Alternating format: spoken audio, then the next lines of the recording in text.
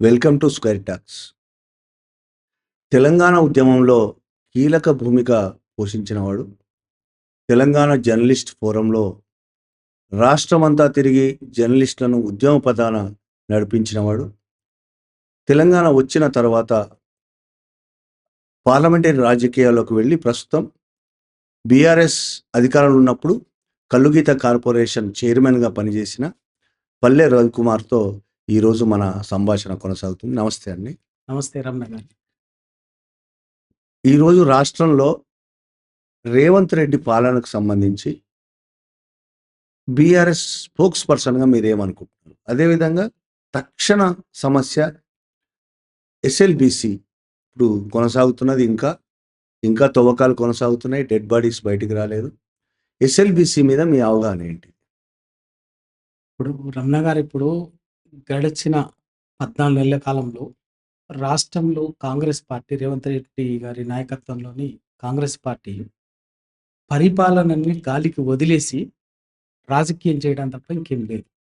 ఏదైనా సందర్భం వచ్చినప్పుడు, ప్రధాన ఇష్యూ వచ్చినప్పుడు పీకల మీదకి రాగానే మళ్ళీ ఏదో ఒకటి డైవర్షన్ పాలిటిక్స్ చేయటము, ఇష్యూస్ని బుల్డోజ్ చేయటం తప్ప నిజంగా కూడా ప్రజలు పరిపాలన చేసి పరిపాలన ద్వారా ప్రజలకు ఇచ్చిన హామీలు కానీ, లేకపోతే ప్రజలకు చేయాల్సినటువంటి తక్షణ కర్తవ్యాల్ని కానీ చేయటము అనేది అసలు ఇంకా గాలికి వదిలేసి, అందుకు కళ్ళ ముందు కనిపిస్తున్నటువంటిది ఇవాళ ఎస్ఎల్బిసి.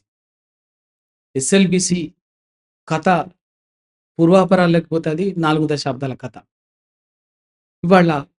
ఇవాల్టి సమస్య చూస్తే నిజంగా కూడా అక్కడ పూర్తిగా ప్రభుత్వ నిర్లక్ష్యం వల్ల, తీసుకోవాల్సినటువంటి జాగ్రత్తలు తీసుకోకపోవటం వల్ల కార్మికులని ఇవాళ 8 మందిని దాదాపు ఇవాళకి 10 రోజులు అవుతుంది.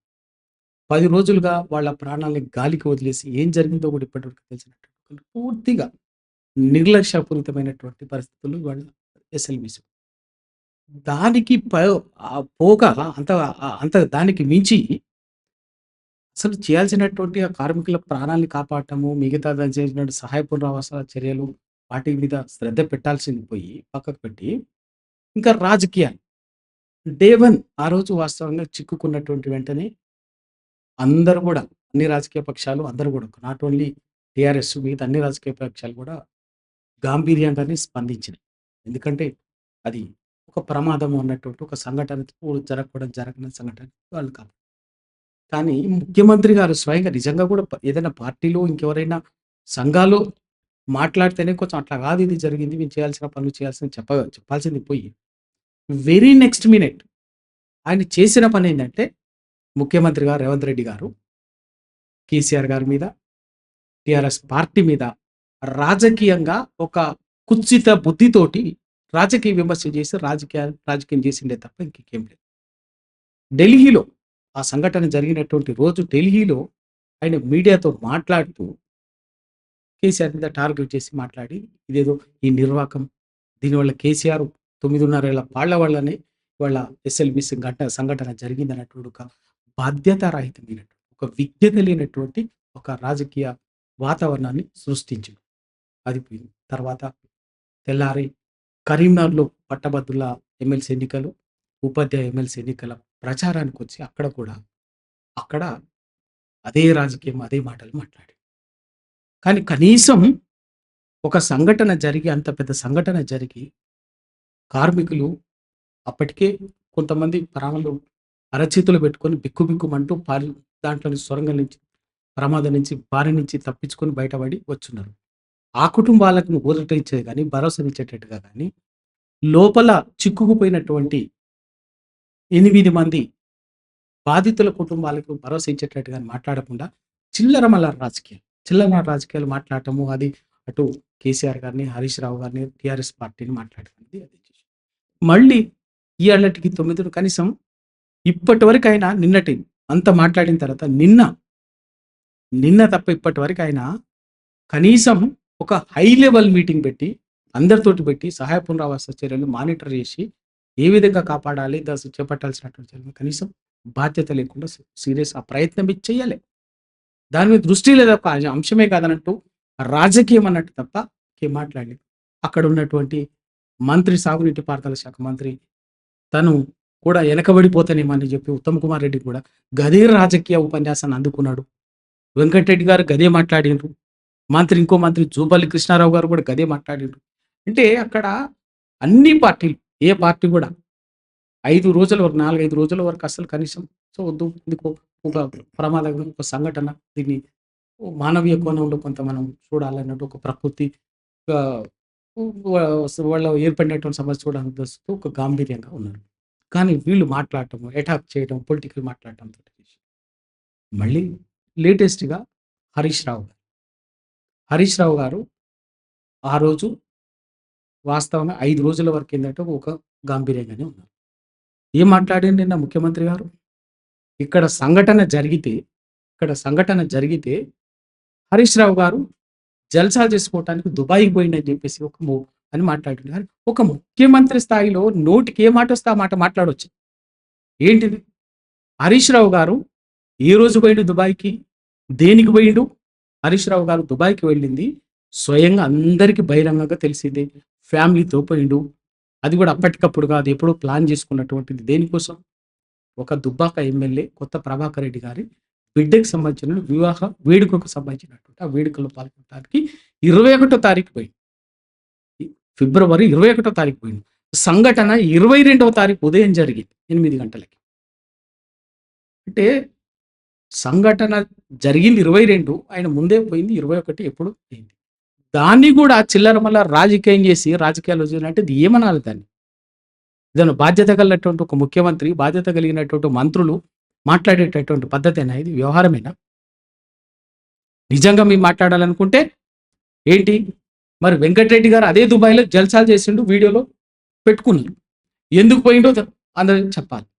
2, అక్కడికి పోయి కూడా వీళ్ళు మంత్రులు చేసిన పని ఏంటంటే, ఆడ ఒకవైపున సహాయ పునరావాస చర్యల వచ్చినటువంటి వాళ్ళు బిక్కుమని ఆడ అల్లాడుతుంటే, భయపడుతుంటే ఏందో అని చెప్పేస్తుంటే, వీళ్ళు మాత్రము కొర్రమైన చేపల కూర వండించుకొని బాజాప్తా తిని ఫోటోని పెట్టుకున్నారు బయట.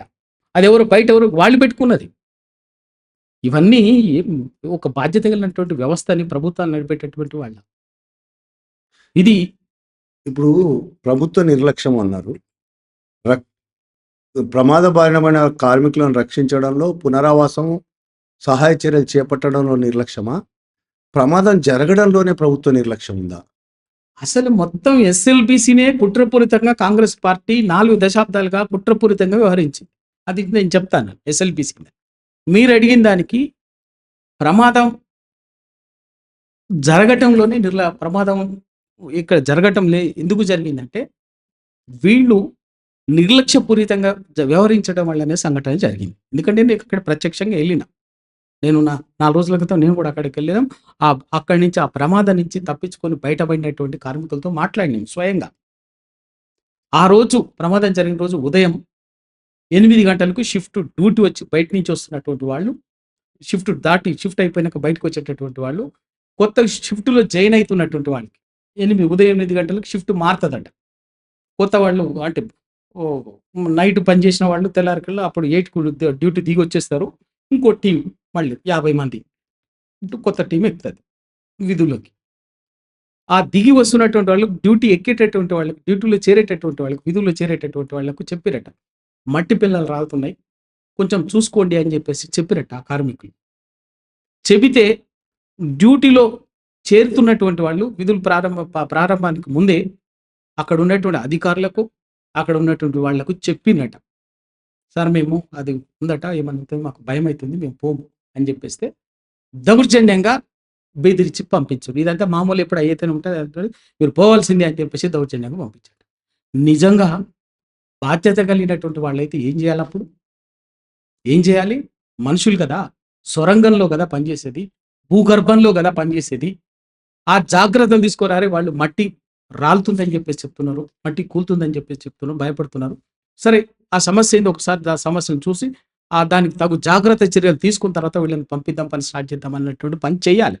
అది చెయ్యలే, పూర్తిగా నిర్లక్ష్యపూరితంగా వాళ్ళని దౌర్జన్యంగా పంపించి పోయిన 15-20 నిమిషాలకి, అర్ధ గంటకి కూలుతున్నటువంటి మట్టి తీవ్రత పెరిగి రాళ్ళు, మట్టి కుప్పళ్ళు, నీళ్లు పోతే వరద ప్రవాహం రావడం, సంఘటన జరగడం చూస్తాం. ఆ సంఘటనతోటే మిషన్ వైపు ఉన్నటువంటి 8 మంది ఏమో ఇరుక్కపోయినారు, రాలేకపోయినారు, దాంట్లో కూరుకుపోయినారు. మిగతా ఇటువైపు ఉన్నటువంటి వాళ్ళు, రాగలిగేటటువంటి వాళ్ళు వెంటనే ఆ క్షణంలోనే అలర్ట్ అయ్యారు కాబట్టి భయంతోటి పరిగెత్తుకుంటా సొరంగం నుంచి బయటకు వచ్చింది. 14 కిలోమీటర్లు పరిగెత్తుకుంటూ వచ్చింది. దాంట్లో 3 కిలోమీటర్లు నీళ్ళలోనే ఈదుకుంటూ వచ్చిండట. స్వయంగా వాళ్ళు చెప్పినటువంటి బాధితులు. అంటే ఎంత నిర్లక్ష్యం ఒక భూగర్భంలో. ఇప్పుడు బయట మనం ఏదైనా పనిచేస్తున్నప్పుడే, భూమి మీద ఉపరితలం మీద పనిచేస్తున్నప్పుడే ఏదైనా చిన్న సమస్య వస్తుందో టెక్నికల్‌గా ఉన్నప్పుడు దాన్ని సరే కొద్దిసేపు ఆపి జాగ్రత్తలు తీసుకొని దానికి సంబంధించి మనం పని మళ్ళీ పునఃప్రారంభం చేస్తాం. కానీ భూగర్భంలో మట్టి రాలుతుంది, రాళ్ళు పడుతున్నాయి అని చెప్పేసి పని చేస్తున్నటువంటి వాళ్ళు చెప్పిన తర్వాత కూడా పట్టించుకోకుండా వాళ్ళని పంపడం అనేది ఎంత అమానవీయము, ఎంత బాధ్యతారాహిత్యము అంటే, అంటే మనుషులంటే లెక్క లేదు వీళ్ళకి. అది అసలు వాస్తవంగా దాదాపు 20 నెలలుగా పని అది మిషన్ టెక్నికల్ ఇష్యూస్‌తో ఆగిపోయినది. ప్రారంభించే ముందే ఈ జాగ్రత్తలన్నీ తీసుకోవాలి. అది చేయలే లక్ష్యం. పని చేసిన 4 రోజులు, పని మొదలుపెట్టిన 4 రోజులకే కదా ఈ సంఘటన జరిగింది. అంటే ఎన్ని జాగ్రత్తలు తీసుకోవాలి ఆ మిషనరీ, ఆ భూగర్భం ఇవన్నీ కూడా. అంటే పూర్తిగా నిర్లక్ష్యంగా, వీళ్ళు బాధ్యతారహితంగా, నిర్లక్ష్యపూరితంగా ఉండటం వల్లనే ప్రమాదం జరిగింది. అది వాస్తవం 1. 2 ప్రమాదం జరిగిన తర్వాత కూడా యుద్ధ ప్రాతిపదికన చేపట్టాల్సినటువంటి సహాయ పునరావాస చర్యలు కూడా ఉన్నత హై లెవెల్ రిస్క్ ఆపరేషన్స్ చెయ్యలేదు. చేస్తున్నట్టు బయట ప్రపంచానికి ఇంప్రెషన్ ఇచ్చినారే తప్ప చెయ్యలేదు అన్నది వాస్తవం. ఎందుకంటే అక్కడ టెక్నికల్‌గా ఏం లేదు. కనీసం ఇప్పటి వరకు ఎప్పుడు మిగతా వ్యవహారాలన్నిటిని కూడా హై జీపీఆర్ మిగతా అన్నిటిని కూడా ఇంత ఉన్న తర్వాత కూడా కనీసం గుర్తించకపోయింది. ఇవాటికి వచ్చేసరికి ఏమైందంటే ఆ శిథిలాల్లో నిజంగా మనం మేలించాలి కాబట్టి ఏం జరిగిందో ఒకటి ఎక్కువ తెలియదు. అదే సంఘటన జరిగిన వెరీ నెక్స్ట్ డేనో అదే రోజునో కనుక మనకు అందుబాటులో ఉన్నటువంటి అన్ని రకాల ఎక్స్పర్ట్స్ని, అన్ని రకాల టెక్నాలజీని ఉపయోగించుంటే, శాటిలైట్ టెక్నాలజీ, జియోగ్రఫికల్ టెక్నాలజీ అన్నీ ఉన్నాయి రకరకాల. వాళ్ళ మనకి లేకుండా ఏ టెక్నాలజీ అందుబాటులో, సముద్ర గర్భంలో, భూగర్భంలో ఈ కిలోమీటర్ల లోతులో కూడా ఏ వస్తువు ఉందో కనిపెట్టేటటువంటి, గుర్తించేటటువంటి టెక్నాలజీని మనం సృష్టించుకున్నాం. కనీసం 8 మంది చిక్కుకుపోతే భూగర్భంలో వాళ్ళని గుర్తించలేదా? సింగరేణి ఉంది మనకు అద్భుతమైనటువంటి టెక్నాలజీ ఆపరేషన్, భూగర్భంలో ఆపరేషన్ చేసే సింగరేణి టెక్నాలజీ ఉన్నది, ఎక్స్పర్ట్స్ ఉన్నారు, మిషనరీ ఉన్నది, మ్యాన్ పవర్ ఉన్నది. అటువంటివన్నీ నేవీ, తర్వాత నేవీ, ఎన్ఆర్డిఎఫ్ ఇవన్నిటిని కూడా ఉపయోగించుకోవాల్సినటువంటి పూర్తిగా వాళ్ళని ఉపయోగించి. ఎందుకంటే ముఖ్యమంత్రి గారే కనీసము నిన్నటి వరకు ఒక రివ్యూ మీటింగ్ పెట్టలేదంటే, ఉన్నత స్థాయి సహాయ పునరావాస చర్యలకు సంబంధించి మీటింగ్ పెట్టలే. ఆయన ఎంతసేపు ఢిల్లీ వీధులలో రాజకీయం చేసుకుంటూ తిరిగినాడు. కరీంనగర్లో ఇంకెక్కడో ఎమ్మెల్సీ ఎలక్షన్లలో మాట్లాడుకుంటుంది, ఉపన్యాసాలు ఇచ్చుకుంటా, దానికి రాజకీయాలు చేసుకుంటా, ప్రతిపక్షాలని ప్రశ్నించేటటువంటి వాళ్ళని రాజకీయంగా ఎదురుదాడు చేసుకుంటా, బురద జల్లుకుంటూ తిరిగినాడే తప్ప ఆ బురదలో కూరుకుపోయినటువంటి బాధితుల్ని వాళ్ళని సాయం చేసేటటువంటి ఒక ముఖ్యమంత్రిగా కనీసం ఆ ఆపరేషన్ ఉన్నత స్థాయి సమీక్ష ఇప్పటి వరకు చేయలే. ఇది ఇంకెట్లా ఉంటుందంటే 100% నిర్లక్ష్యం. నిన్న కూడా అక్కడికి వెళ్ళి కూడా మాట్లాడిన మాట ఏంటంటే మళ్ళీ కేసీఆర్ గారి మీద, హరీష్ రావు గారి మీద. నేను అడుగుతున్నా, నిన్న మళ్ళీ అక్కడ అయిపోయింది, అక్కడ పోయి చేసింది ఏం లేదు ఆయన. మళ్ళీ పోయి అక్కడికి పోయింది, వనపర్తల మీటింగ్లో మాట్లాడిన మాట ఏంది, మాటలేంది అడుగుతున్నాను. నేను ఒక నల్గొండ ఫ్లోరైడ్ ప్రాంతం నుంచి వచ్చినట్టు. ఇవాళ నల్లగొండ, ఉమ్మడి నల్గొండ, ఉమ్మడి రంగారెడ్డి జిల్లా, ఉమ్మడి మహబూబ్నగర్ జిల్లా కరువు కాటకాలకి, వలసలకి, ఫ్లోరైడ్కి ఈ శాపం ఎవరి పుణ్యం? కాంగ్రెస్ పార్టీ కదా. 2014 వరకు ఈ రాష్ట్రాన్ని, ఉమ్మడి రాష్ట్రాన్ని పరిపాలించినటువంటి వాళ్ళు ఎవరు? మీరే కదా. 50 సంవత్సరాలకు పైగా కాంగ్రెస్ పార్టీ పరిపాలించింది. ఇంకో 14 సంవత్సరాలు మీరు మీ బి టీం తెలుగుదేశం పార్టీ పరిపాలించింది. మీరే కదా, దాంట్లో నుంచి వచ్చిన వాళ్ళే కదా. వాళ్ళ కనీసం చేసి ఎస్ఎల్బిసి 1978లో మొట్టమొదటిసారి మొదలైనటువంటి ఎస్ఎల్బిసి ఇవాళ 40 ఏళ్లుగా ఎందుకు పూర్తిగాలే? మీరు కదా చేసినటువంటి మోసం. అదే రాయలసీమకు ఉద్దేశించినటువంటి SRBC Srisailam right bank canal ఎందుకు యుద్ధ ప్రాతిపదికన ఎప్పుడో 30 ఏళ్ల కింద పూర్తయింది. ఎస్ఆర్బిసి ఎందుకు పూర్తి, ఎస్ఎల్బిసి ఎందుకు పూర్తి కాలే? తెలంగాణ నల్లగొండకు ఉద్దేశించినటువంటి శ్రీశైలం ఎడమగట్టు కాలువనేమో ఎస్ఎల్బిసినేమో 40 ఏండ్లుగా పెండింగ్ లో ఉంటుంది, పునారిల్లుతుంటది. అదే రాయలసీమకు ఉద్దేశించినటువంటి ఎస్ఆర్బిసి శ్రీశైలం కుడిగట్టువ కాలువ మాత్రం యుద్ధ మేఘాల మీద, ఆగ మేఘాల మీద 4000 క్యూసెక్లతో మొదలైనటువంటిది 7000 క్యూసెక్ల సామర్థ్యం అవుతుంది. 7000 నుంచి 11,000 సామర్థ్యం అవుతుంది. 11,000 నుంచి 44,000 క్యూసెక్ల సామర్థ్యానికి ఇవాళ ఆ ప్రాజెక్టు అవుతుంది. కానీ ఇది మాత్రం ఇక్కడ పునారిల్లుతుంటది. ఇవాళ తెలంగాణని ఎండబెట్టింది, కరువు కోసలు పట్టించింది మీరు కదా. కృష్ణా జలాల్ని ఇవాళ పెద్ద పెద్ద మాటలు మాట్లాడుతున్నారు. కృష్ణా జలాల్లో ఆ రోజు ఉమ్మడి రాష్ట్రం ఏర్పడక ముందు ఇదే నిజాం కాలంలోని తర్వాత హైదరాబాద్ రాష్ట్రంగా ఉన్నటువంటి బూరుగుల రామకృష్ణారావు గారు ముఖ్యమంత్రిగా ఉన్నప్పుడు ప్రతిపాదించినటువంటి, మొదలుపెట్టినటువంటి వాటి జూరాలకు పైగా ఉన్నటువంటి అప్పర్ కృష్ణా ప్రాజెక్టుని నిండా ముంచినటువంటిది మీరు కదా. లో లెవెల్ తుంగభద్రని ఆగం చేసింది మీరు కదా. భీమాని ఎత్తగొట్టింది మీరు కదా. ఆ 3 ప్రాజెక్టులే వచ్చుంటే ఉమ్మడి మహబూబ్నగర్ జిల్లాకు 50 సంవత్సరాల క్రితమే, 60 సంవత్సరాల క్రితమే 175 టీఎంసీల నీళ్ళని వరద కాలువలుగా బ్రహ్మాండంగా పారేది కదా. ఇవాళ ఎత్తిపోతల కర్మ పట్టించింది మహబూబ్నగర్కు మీరే. అదే నల్లగొండకు, వరంగల్కు ఉద్దేశించినటువంటి ఏలేశ్వరం దగ్గర కట్టాల్సినటువంటి నాగార్జున సాగర్ ప్రాజెక్టుని 24 కిలోమీటర్లు కిందికి తీసుకుపోయి వాళ్ళ నందికొండ దగ్గర కట్టి, సరిగ్గా ముంపు ఏమో నల్లగొండలో ఉంటుంది, గేట్లు తీస్తేనేమో కృష్ణా, గుంటూరు, ఒంగోలు, నెల్లూరు వరకు వరద ప్రవాహం పోతుంది కదా. మరి ఆ ఏలేశ్వరం దగ్గర కట్టి ఉంటుంటే 10 లక్షల ఎకరాలని ఆ రోజే 1943లోనే ప్రతిపాదించినటువంటిది నిజాం కాలంలో. ఆ 1943లో ప్రతిపాదించినటువంటి, శంకుస్థాపన చేసినటువంటి ఏలేశ్వరం ప్రాజెక్టు ఇవాళ అక్కడే కట్టి ఉంటే ఆ రోజే 10 లక్షల ఎకరాలు ఇక్కడి నుంచి నల్లగొండ, వరంగల్, ఖమ్మంలో, పాలేరు, ఇవన్నీ ఈ ప్రాంతం వరకు వరద కాలువల దగ్గర 10 లక్షల ఎకరాలు నీళ్ళు ఇచ్చేది కదా. మరి దాన్ని తీసుకుపోయి 24 కింద డౌన్లో కట్టేసరికి ఎలా నీళ్ళన్నీ ఆంధ్రాకు బాయ్, కృష్ణా నల్లగొండకు సంబంధించినటువంటిది ఇలా మళ్ళీ ఎత్తిపోతలతోటి నీళ్ళు తెచ్చుకోవాల్సినటువంటి కర్మ వచ్చింది. వాళ్ళ ఈ నిర్వాకాలని చేసి 70 ఏళ్ళు మీరు రాష్ట్రాన్ని పరిపాలించినటువంటి మీరు వాళ్ళ నల్లగొండకు, మహబూబ్నగర్కి, కృష్ణా జలాల గురించి మీరు ఉపన్యాసాలు చెప్తుంటే ఇవాళ ప్రకృతి నవ్వుకుంటుంది. ప్రకృతి నవ్వుకుంటుంది మీరు చేసినటువంటి మోసాన్ని చూసి. సిగ్గుపడాలి, సిగ్గుండాలి ఇవాళ మీరు మాట్లాడేటటువంటి మాటలకు. ఆ రోజు పోతిరెడ్డిపాడు పేరు మీద 11,000 క్యూసెక్లు ఉన్నటువంటి పోతిరెడ్డిపాడు హైడ్రోగ్రటీ దగ్గర కాలువల సామర్థ్యాన్ని 44,000 క్యూసెక్లకు పెంచుకుంటా వైఎస్ రాజశేఖర రెడ్డి పరుగున నీళ్లు తీసుకుపోతుంటే హారతులు పట్టింది మీరే కదా. ఆ రోజు మంత్రిగా ఉన్నటువంటిది ఉత్తమ్ కుమార్ రెడ్డి మంత్రిగానే ఉన్నాడు, వెంకటరెడ్డి మంత్రిగానే ఉన్నాడు. అప్పటికి ఇదే ఇలాంటి ముఖ్యమంత్రి రేవంత్ రెడ్డి గారు, చంద్రబాబు నాయుడు భజన చేసుకుంటూనే ఉన్నాడు కదా. హారతులు పట్టింది మీరు కదా. తెలంగాణను ప్రతి చుక్క నీటిని గుంజుకుంటా పోతుంటే, నదిని మలుపుకపోతుంటే చోద్యం చూసి ఇవాళ ఏదో పెద్ద పెద్ద మాటలు మాట్లాడు.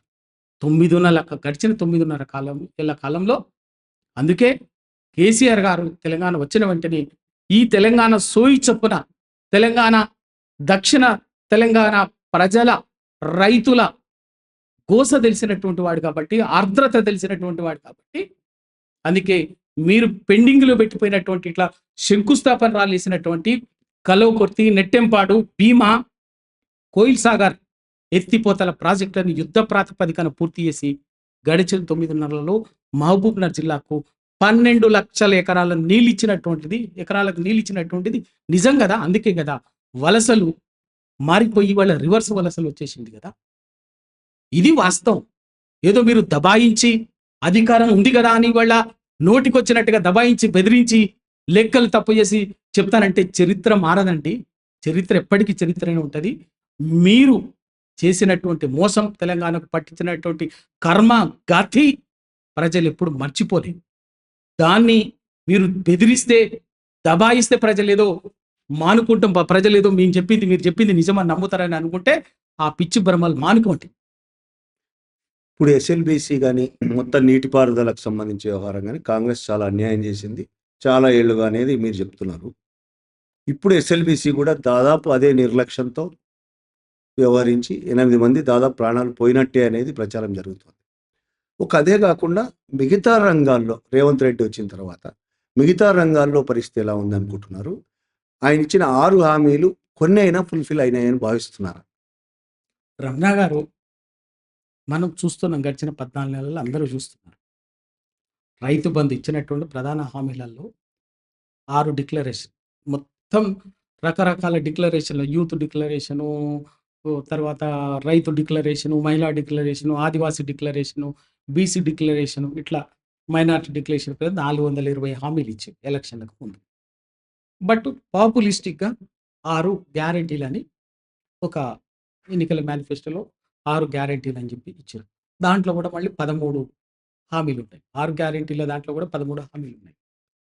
రైతు డిక్లరేషన్లో ప్రధానంగా చెప్పినటువంటిది, మొట్టమొదటి చెప్పినటువంటిది, అధికారంలోకి వచ్చిన వెంటనే 2 లక్షల మంది రైతులకు రుణమాఫీ, 2 లక్షల రుణమాఫీ చేస్తామని చెప్పారు. 60 లక్షల మంది రైతులు ఉన్నారు అని చెప్పారు. అప్పటి చెప్పినప్పుడు 60 లక్షల మంది రైతులు ఉన్నారు, 41,000 కోట్లు వాళ్ళకి రుణమాఫీ చేయాలి అని చెప్పి ఎన్నికల ప్రచారం చేశారు. వెంటనే అధికారంలోకి వచ్చిన వెంటనే డేట్ కూడా చెప్పారు. డిసెంబర్ 9వ తేదీన 2023 డిసెంబర్ 9 నిజాం మన ఎల్బీ స్టేడియంలో ప్రమాణ స్వీకారంలో మొట్టమొదటి సంతకమే కార్యాచరణతోటి మొదలు పెడతామని చెప్పారు. వాళ్ళు చెప్పిన లెక్క ప్రకారంగానే ఎంతమంది రైతులకు రుణమాఫీ అయింది? 20 లక్షల మందికి. అంటే 40 లక్షల మందికి మోసం చేసినట్టే కదా. ఒకటి అమౌంట్ చెప్పింది 41,000 కోట్లు అన్నారు. ఇప్పటికీ డిప్యూటీ ముఖ్యమంత్రి గారు, ఆర్థిక శాఖ మంత్రి గారు చెప్పిన అధికారిక స్టేట్మెంట్ ప్రకారంగానే 18,000 కోట్లు చేసినామని చెప్పారు. ఇది వాస్తవం. కానీ బయట ఎక్కడైనా కూడా మామూలు మాట్లాడుతున్నప్పుడు మంత్రులు మాట్లాడినా, ముఖ్యమంత్రి మాట్లాడినా ఏంటంటే ప్రతి రైతుకు 2 లక్షల రుణమాఫీ చేసినాం, అంత అయిపోయిందని మాట్లాడు. అబద్ధమే కదా, మోసమే కదా. చేయలేదు. రైతు బంధు కేసీఆర్ గారు ప్రతి సంవత్సరం ఎకరానికి 10,000 రూపాయలు రైతుకు బిచ్చమేసినట్టు ఇస్తున్నాడు. మేము అధికారంలోకి వస్తే, కాంగ్రెస్కు అధికారం అప్పగిస్తే మొట్టమొదటి రోజే డిసెంబర్ 9, అన్నిటితో డిసెంబర్ 9 రోజే నిర్ణయం తీసుకుంటాం. ఎకరానికి 16,000 ఇస్తామని చెప్పేసి 15,000 ఇస్తామని చెప్పేసి ఇస్తామని హామీ ఇవ్వడమే కాకుండా అప్పటికే ఆ ఎలక్షన్ల టైంలో జరుగుతున్నటువంటి సీజనల్ కదా అది రైతు బంధు, వాటికి రైతులకు ఇస్తున్నటువంటి 13వ విడతగా ఇచ్చేటటువంటి 7,600 కోట్లను కేసీఆర్ గారు అకౌంట్లో సిద్ధం చేసి మరుసటి రోజే ఇవ్వటానికి, అకౌంట్లో మామూలుగా బ్యాంకులో అందరికి ఇవ్వటానికి సిద్ధం చేస్తే రాత్రి 2 గంటలకు పోయి ఎలక్షన్ కమిషన్కు ఫిర్యాదు చేసి ఆపేసింది. ఆ రోజు వీళ్ళు చెప్పిన మాట ఏంటంటే, ఇవాళ మీరు తీసుకుంటే మీకు ఎకరానికి 10,000 వస్తాయి, ఇంకొక 20 రోజులు ఆగితే, నెల రోజులు ఆగితే, డిసెంబర్ 9వ తారీఖున ఆగితే మీకు ఎకరానికి 15,000 వస్తాయి అని చెప్పేసి చెప్పింది. ఆ ఎకరానికి అవి ఎగ్గొట్టిండ్రు. 15,000 సంగతి ఏమో కానీ ఆ రైతు భరోసా, రైతు బంధు ఇప్పటికీ ఇచ్చింది ఎంత? ఆల్రెడీ 2 విడతల్ని ఎగ్గొట్టిరు, ఇచ్చింది లేదు. మొన్న మళ్ళీ ఏదో ఇన్నిసార్లు డేట్లు మార్చి మొదలు పెట్టారు. అది కూడా ఏంది, మండలానికి ఒక ఊరు అన్నారు పైలట్గా, మార్చి ఎండింగ్ కల్లా అందరికన్నారు. ఇప్పటికీ ఇది లేదు. అంటే అడుగున మోసమే. రైతులు బోనస్ కానీ రైతులు మోసం చేసి, నిరుద్యోగుల్ని 2 లక్షల ఉద్యోగాలు వెంటనే ఇస్తామని చెప్పారు. డిసెంబర్ 30 అధికారంలోకి వచ్చిన ఫస్ట్ అసెంబ్లీలో, నిండు అసెంబ్లీలో మొట్టమొదటిసారిగా ముఖ్యమంత్రి రేవంత్ రెడ్డి గారు మాట్లాడుతూ డిసెంబర్ 31వ తేదీ కల్లా డేట్ చెప్పాడు. డిసెంబర్ 31వ తేదీ కల్లా సంవత్సరంలో 2 లక్షల ఉద్యోగాలు ఇస్తాము, భర్తీ చేస్తాము అని చెప్పేసి చెప్పింది. అది ముఖ్యమంత్రికి వచ్చినాక ఎలక్షన్లకు అంతకుముందు హామీ ఇచ్చిండ్రు. ముఖ్యమంత్రి ప్రమాణ స్వీకారం చేసి అసెంబ్లీలో మాట్లాడినాక ఇవాళటికి వాళ్ళు ఒక్క ఉద్యోగం ఇవ్వలే. అంతకుముందే ఆన్ ప్రాసెస్లో ఉన్నటువంటి వేరియస్ లెవెల్స్లో ఉన్నటువంటి రిక్రూట్మెంట్ ఉన్నటువంటి వాటిని 52,000 ఉద్యోగాలకు సంబంధించి అపాయింట్మెంట్ లెటర్లు ఇచ్చుకుంటా మేమే ఇచ్చిన ఈ సంవత్సర కాలంలో అని చెప్పి దబాయించడం మోసపూరితమైన ఒక ముఖ్యమంత్రి స్థాయిలో అబద్ధాలను మించి అసలు మనం అబద్ధాలని చెప్పిందే చెప్పడం ప్రచారం చేయటాన్ని గోబెల్స్ అనుకున్నాం. ఆ గోబెల్స్కే గురువు లాంటి వీడు. గోబెల్స్ మించిపోయి 1-2 కాదు 100 గోబెల్స్ లాంటి ప్రచారాన్ని చేస్తున్నటువంటి గోబెల్స్ మించిపోయినటువంటి అబద్ధపు ప్రచారాన్ని వాస్తవం చేసేటట్టుగా ఇవాళ రేవంత్ రెడ్డి గారు ఆయన చుట్టూ ఉన్నటువంటి వాళ్ళు మాట్లాడుతున్నారు మాట. ఒక్క ఉద్యోగం భర్తీ చేయలేదు. చేసిందళ్ళు ఏంటంటే 2 నోటిఫికేషన్లు ఇచ్చారు. ఒకటి గ్రూప్ 1, అంతకుముందే ఉన్నటువంటి గ్రూప్ 1 నోటిఫికేషన్ 500 ఉద్యోగాలు 504 ఉద్యోగాలు ఉంటే ఆ నోటిఫికేషన్ని రద్దు చేసి అప్పటికే ఎగ్జామ్ అయింది. కొంత టెక్నికల్గా కోర్టు జోక్యంతో ఆగిపోయి ఉంటే దాన్ని రద్దు చేసి ఒక 60 ఉద్యోగాలు కలిపి 564 ఉద్యోగాలకి రీనోటిఫికేషన్ ఇచ్చిందే తప్ప ఫ్రెష్ నోటిఫికేషన్ కాదు. ఒకటి. రెండవది టీచర్ డిఎస్సి అప్పటికే 5,700 some exact figure DSC notification వేసిండు. ప్రిపేర్ అయింది, అప్లికేషన్స్ అయిపోయినాయి, అన్నీ అయిపోయినాయి. ఎగ్జామ్స్ డేట్ కూడా పెట్టి బిఫోర్ ఎలక్షన్స్ శాసనసభ ఎన్నికలకు ముందే జరగాల్సినటువంటి ఎన్నికలు అభ్యర్థులు కొందరు కోర్టు పోవడంతో కోర్టు ఎన్నికల్ని ఎగ్జామ్స్ని ఇచ్చిన షెడ్యూల్ కూడా వాయిదా వేయించింది. దాంతో ఆగిపోయింది. ఆ ఎన్నికలు అయిపోయిన తర్వాత మార్చినటువంటి డేటును కూడా వచ్చినాక వచ్చేసి ఆ నోటిఫికేషన్ రద్దు చేసి ఇంకొక 5,000 ఉద్యోగాలు కలిపి 11,000 ఉద్యోగాలు వేసారు. ఇవి తప్ప నీకు వాళ్ళు ఇప్పటి వరకు చేసినటువంటిది లేదు. కానీ గడిచిన 9.5 ఏళ్ల కాలంలో కేసీఆర్ గారు 2,04,000 ఉద్యోగాలకి నోటిఫికేషన్ ఇచ్చింది నిజము. అందులో 1,67,000 ఉద్యోగాల్ని భర్తీ చేసి ఆల్రెడీ ఉద్యోగాలు చేస్తుంది నిజము. అప్పటికే వీళ్ళు అధికారంలోకి వచ్చిన నాటికి 1,67,000 మంది. ఆ 1,67,000 మందిలో సగం మంది ఒక దఫా పదోన్నతులు కూడా తీసుకున్నటువంటి వాళ్ళు ఉన్నారు. ఇది నిజం. వాస్తవాలు అట్లుంటే అబద్ధం ప్రచారం చేసి ఒక్క ఉద్యోగం భర్తీ చేయలేదని ఒక విషపూరిత అబద్ధాన్ని మోసాన్ని పదే పదే చెప్పి ప్రజల నిరుద్యోగుల మనసుల్లో విషాన్ని నాటినట్టు రాజకీయ పబ్బం గడుపుకున్నటువంటి వాడు. ఇట్లా మహిళలు తర్వాత బీసీ డిక్లరేషన్. నేను ఒక బీసీ బిడ్డగా బీసీ డిక్లరేషన్ ఏం చెప్పినారు? కామారెడ్డి డిక్లరేషన్. వీళ్ళు చెబితే నమ్మతలేరని కాస్త బీసీ వర్గాల్లో ఒక గౌరవప్రదమైనటువంటి వ్యక్తి, పక్క రాష్ట్రానికి సంబంధించినటువంటి ముఖ్యమంత్రిగా ఉన్నటువంటి మన సిద్ధరామయ్య గారిని ముఖ్యమంత్రిని తీసుకొచ్చి ఆయన చేతుల మీద కామారెడ్డిలో బీసీ డిక్లరేషన్ ఆవిష్కరింపజేసింది. ఏం చెప్పారు దాంట్లో? అధికారంలోకి వచ్చిన వెంటనే 6 నెలల్లోనే స్థానిక సంస్థల్లో 42% రిజర్వేషన్లని బీసీలకు కల్పించి దానికి చట్టబద్ధత కల్పిస్తాము అని చెప్పేసి ఇచ్చింది. 6 నెలలు కాదు కదా, ఇప్పుడు సంవత్సరంన్నరగా వస్తుంది, దగ్గరికి వచ్చింది. ఇప్పటి వరకు దానికి సంబంధించినటువంటిది కేవలం జనగణన చేసినట్టు చేసి అందులో అదో మోసం. జనగణన అనేది ఇవాళ తెలంగాణలో మేడ మీద తలకాయ ఉన్నోడు ఎవడైనా తెలంగాణ జనాభా ఏ పారామీటర్లో తీసుకున్నా కూడా 4,30,00,000 ఉన్నారు అని చెప్పేసి చెప్తారు. ఏ లెక్క తీసుకున్నా, ఏ ప్రాతిపదికన తీసుకున్నా. కానీ ఈయన దాన్ని బీసీలని 60 లక్షల బీసీ జనాభా తగ్గించడం కోసం తెలంగాణ రాష్ట్ర జనాభానే 3,70,00,000 అని పరిమితం చేసినటువంటి దుర్మార్గుడు రేవంత్ రెడ్డి. వాళ్ళ రాష్ట్ర ప్రయోజనాలు బలి పెడుతున్నాడు.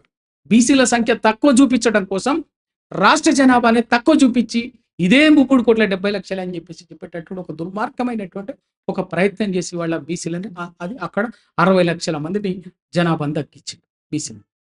ఇలా ఏ లెక్కన తీసుకున్న తెలంగాణలో 61.5% అగ్రిగేట్గా 62% బీసీ జనాభా ఉంటుంది తెలంగాణలో.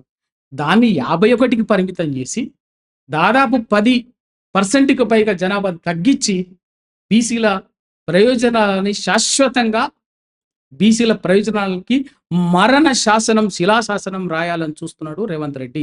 దాన్ని బీసీ సమాజం వదిలిపెట్టారు. బీసీ కామారెడ్డి డిక్లరేషన్కి అట్లా వక్ర భాషలు చెప్పిండ్రు. అదే కామారెడ్డి డిక్లరేషన్ ఇంకొకటి చెప్పిండ్రు. ప్రధానంగా బీసీలకు ప్రతి సంవత్సరం 20,000 కోట్ల బడ్జెట్ను పెట్టి దానికి సబ్ ప్లాన్ రూపొందించి చట్టబద్ధత కల్పించి 5 ఏళ్లలో 1,00,000 కోట్ల బడ్జెట్ ఇస్తామని చెప్పింది. ఇప్పటికీ 2 సంవత్సరాన్నర అయిపోయింది. మరి సంవత్సరానికి 20,000 కోట్లు ఇస్తామన్నటువంటి వాళ్ళు ఈ సంవత్సరం ఫైనాన్షియల్ ఇయర్లో బడ్జెట్లో పెట్టింది ఎంత అంటే 9,000 కోట్లు. 20,000 కోట్లు పెడతామన్నటువంటి మీరు, దానికి సప్లాన్గా చట్టబద్ధత కల్పిస్తామని చెప్పినటువంటి మీరు, ఆ పనులు చేయకపోగా బడ్జెట్లో పెట్టింది ఎంత అంటే 9,000 కోట్లు. దాంట్లో ఆ 9,000 కోట్లలో ఖర్చు ఎంత పెడతారన్నది ఎండ్ ఆఫ్ ది డే మార్చి 31 రోజు తెలుస్తుంది. ఫైనాన్షియల్ ఇయర్ ఎంత ఖర్చు పెట్టారు నిజంగా. ఆ 9 కూడా పెట్టారు. జనరల్గా బడ్జెట్ కేటాయింపులో 10-20% ఎప్పుడు కోతలు విధిస్తూనే ఉంటుంది. ఇవన్నీ ప్రతి వర్గాన్ని, ప్రతి సబ్బన్న వర్గాన్ని, ఎస్సీలని, ఎస్టీలని, బీసీలని, మహిళల్ని, రైతులని, విద్యార్థులని, నిరుద్యోగులని, ప్రతి వర్గాన్ని మోసం చేసింది కాంగ్రెస్ పార్టీ. ప్రతి వర్గాన్ని ఎన్నికల్లో వాడుకొని రాజకీయ లబ్ధి పొంది అవసరం తీరిన తర్వాత వాళ్ళ దబాయించి అన్ని చేసేసినాం అని చెప్పేసి ప్రజలతోటి ఇలా ప్రజలు ఉసురు పోసుకుంటారు కాంగ్రెస్ పార్టీ. ఇప్పుడు మీరు ఎన్నికల్లో ఇచ్చిన హామీలను నెరవేర్చలేదు, సగం నెరవేర్చారు, కొన్ని పూర్తిగా నెరవేర్చలేదు అని మీరు అంటున్నారు. దానికి సంబంధించి అసలు నెరవేర్చడానికి ఖజానాలో డబ్బు లేదని, కేసీఆర్ ప్రభుత్వం 10 ఏళ్ల పాలనలో ఖజానా ఖాళీ చేయడమే కాకుండా 5 లక్షల కోట్ల రూపాయల అప్పులు చేసిపోయాడని, ఆ వడ్డీలు కట్టుకోవడానికి డబ్బులు సరిపోవట్లేదని కాంగ్రెస్ నాయకులు ప్రచారం చేస్తారు. దీని మీద ఏమంటారు? రమణ గారు, కాంగ్రెస్ పార్టీ వాళ్ళు ఏది కూడా, నేను చెప్తున్నాను కదా, నేను ఒక 25 ఏళ్ళు 30 ఏళ్ళు జర్నలిస్ట్గా పనిచేసినటువంటి కానీ ఆ మాట వాడకూడదు. కానీ వాళ్ళ పద్ధతి ప్రపంచానికి తెలియాలంటే వాళ్ళది సోయి లేదు. ఇక తెలంగాణ సోయి అయితే అసలే లేదు. ఇంకా వాళ్ళు ఇంకో మాట ఎప్పుడు ఏం చెప్తున్నారంటే, తెలంగాణ మిగులు రాష్ట్రం, ఆ మిగులు రాష్ట్రాన్ని కేసీఆర్ గారు అప్పుల పాలు చేసిండు అన్నట్టుగా మాట్లాడుతున్నారు ప్రతి సందర్భంలో. దానికి వంత పాడే కొంత మేధావులు కూడా ఉన్నారు. ఎస్, అందరం మీతో సమానం, అందరం కూడా తెలంగాణ ఉద్యమంలో పాల్గొన్నటువంటి వాళ్ళం. తెలంగాణ వస్తే ఇట్లా ఏం జరుగుతుంది, తెలంగాణ వస్తే ఏం ప్రయోజనం ఏందని మాట్లాడారు. ప్రజలకు విడమర్చి చెప్పినటువంటి వాళ్ళం, ప్రజలు కదలించినటువంటి వాళ్ళం. తెలంగాణ వచ్చే నాటికి 2014-15 ఫైనాన్షియల్ ఇయర్ ప్రామాణిక. ఆ రోజు తెలంగాణ బడ్జెట్ ఎంత? తెలంగాణ బడ్జెట్ పక్కకు పెట్టండి, ఉమ్మడి రాష్ట్రమే ఉంది కదా బడ్జెట్. ఉమ్మడి రాష్ట్రం బడ్జెట్ ఎంత? 1,15,000 కోట్లు ఉమ్మడి ఆంధ్రప్రదేశ్ బడ్జెట్. ఆ ఉమ్మడి ఆంధ్రప్రదేశ్ బడ్జెట్ 1,15,000 కోట్లు అయితే మన తెలంగాణ వాటా ఎంత? దాంట్లో 50,000 కోట్లు, 60,000 కోట్లు. ఇవాళ తెలంగాణ అంటే తెలంగాణ వచ్చే నాటికి తెలంగాణ బడ్జెట్ 60,000 కోట్లు అనుకుంటుంది. ఇవాళ తెలంగాణ రాష్ట్ర బడ్జెట్ ఎంత? 3 లక్షల కోట్లకు వచ్చింది. అంటే ఎన్ని రెట్లు పెరిగింది? 5 రెట్లు పెరిగింది. ఒకటి, ఆ రోజు తెలంగాణ ఖజానాకు ఆదాయ వనరు ఎంత? 32,000 కోట్లు. తెలంగాణ ఖజానాకి రెవెన్యూగా వచ్చేటటువంటిది 32,000 కోట్లు 2014లో తెలంగాణ రాష్ట్రం ఏర్పడే నాటికి. ఇవాళ తెలంగాణ ఖజానాకు పన్నుల రూపంలో వస్తున్నది ఎంత? 1,80,000 కోట్లు. ఇది అబద్ధమా? ఎట్లా సాధ్యమైంది? ఎక్కడి నుంచి వచ్చింది? ఆ రోజు జీడిపి ఎంత? ఇవాళ జీడిపి ఎంత? ఆ రోజు జిఎస్డిపి ఎంత? ఈరోజు జిఎస్డిపి ఎంత? ఆ రోజు 32,000 కోట్లు ఉన్నటువంటి ఆదాయము ఇవాళ 1,80,000 కోట్లు అయింది. ఎన్ని రెట్లు పెరిగింది? దాదాపు 5 రెట్లు పెరిగింది. బడ్జెట్ తెలంగాణ వచ్చే నాటికి 5 రెట్లు పెరిగింది, ఆదాయము 5 రెట్లు పెరిగింది.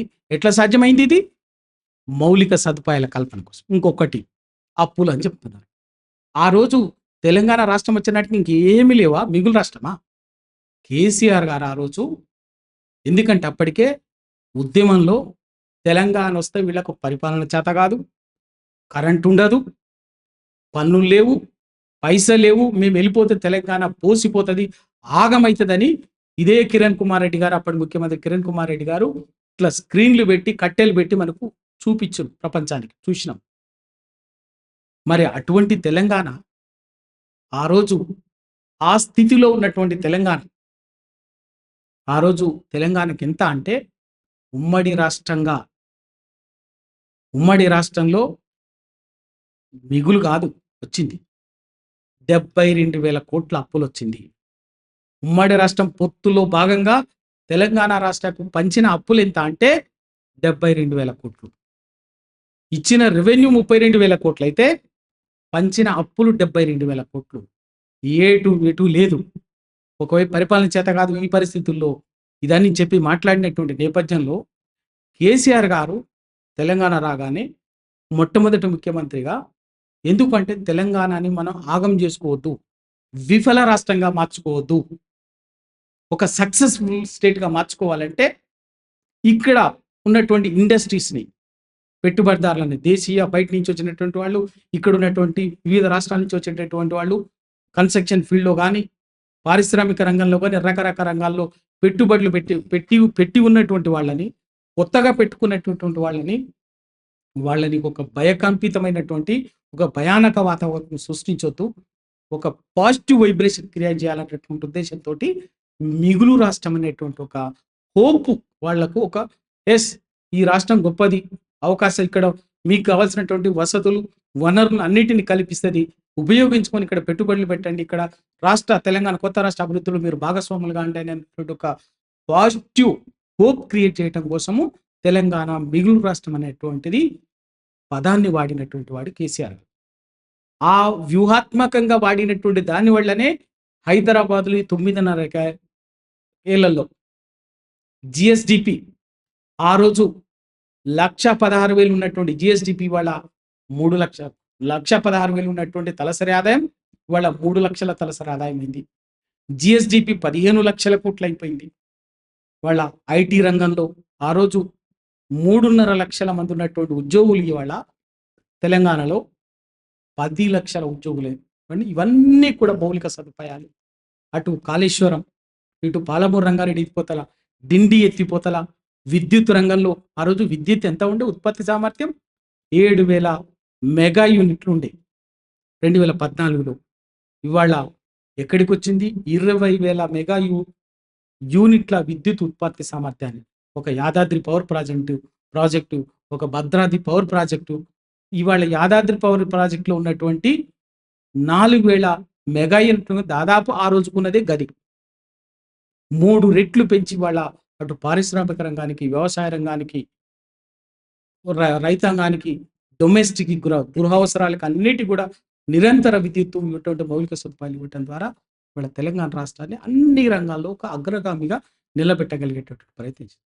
వాళ్ళ ఆ అప్పులు తీసుకువచ్చింది వీళ్ళేదో 7 లక్షలని పచ్చబద్ధం మాట్లాడి 4,75,000 కోట్లు 5,00,000 కోట్లను వాళ్ళ చాలా స్పష్టంగా అనిపిస్తుంది.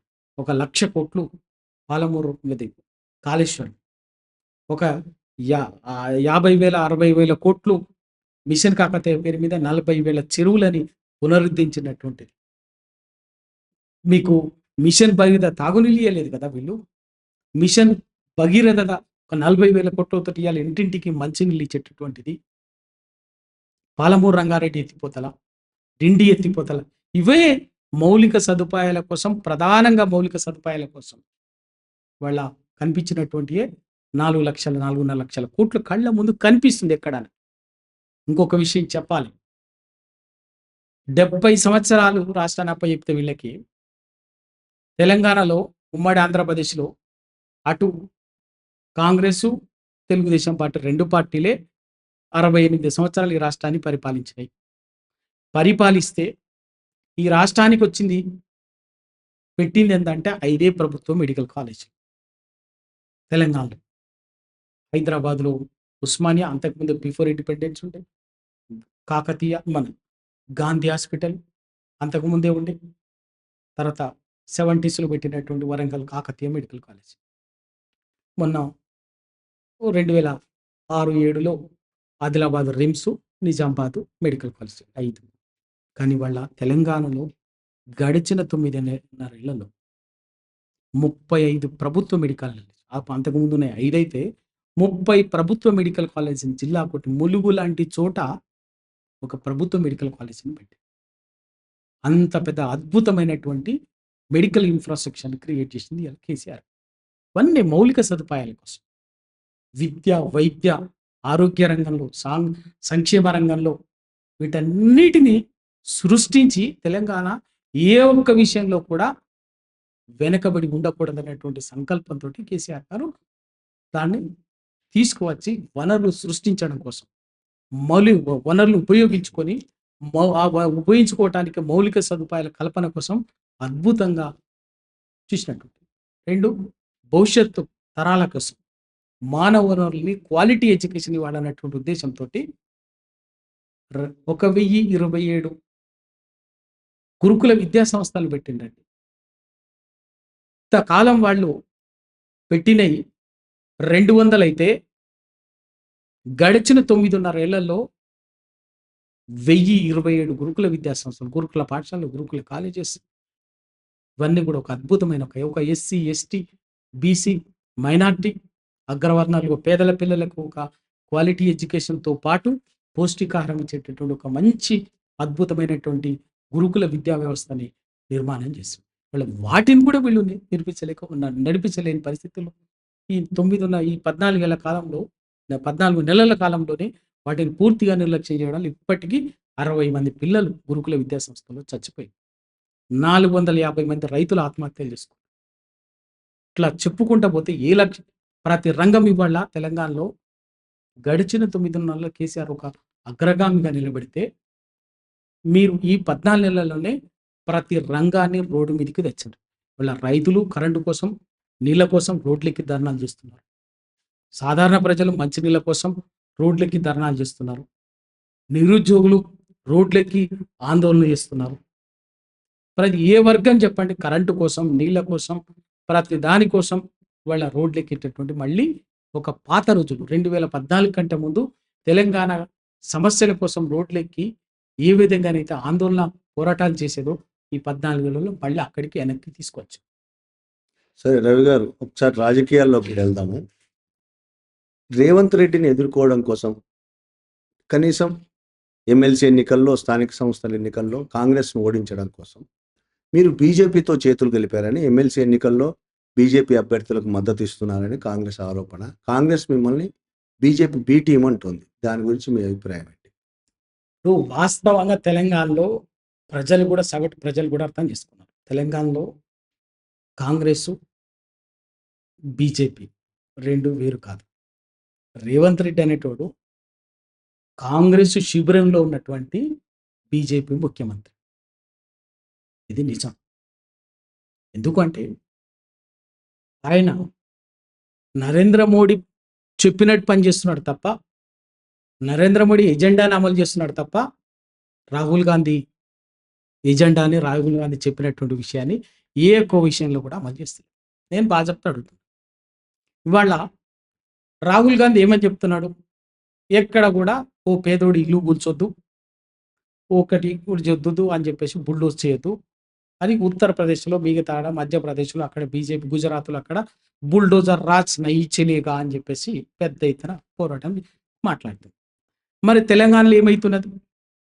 హైడ్రా పేరు మీద, మూసి సుందరీకరణ పేరు మీద ఇవాళ తెలంగాణలో వేలాది మందిని రోడ్డు మీద రాత్రి పడేసి వాళ్ళ గుండెల్లో గుణపంలాగా బుల్డోజర్ దించుతుంటే వేలాది మంది మహిళలు, వృద్ధులు, చిన్నపిల్లలు ఆర్తనాదాలు పెట్టిండ్రు. ఇప్పటికి పెడుతున్నారు. వాళ్ళ పక్షాన్ని నిలబడి పోరాటం చేసింది ఎవరు? ఇదే టీఆర్ఎస్ పార్టీ, ఇదే కేసీఆర్, ఇదే కేటీఆర్, ఇదే హరీష్ రావు, మేమే కదా. బీజేపీ సపోర్ట్ చేయలేదు కదా. బీజేపీ ఎప్పుడు మాట్లాడలేదు కదా.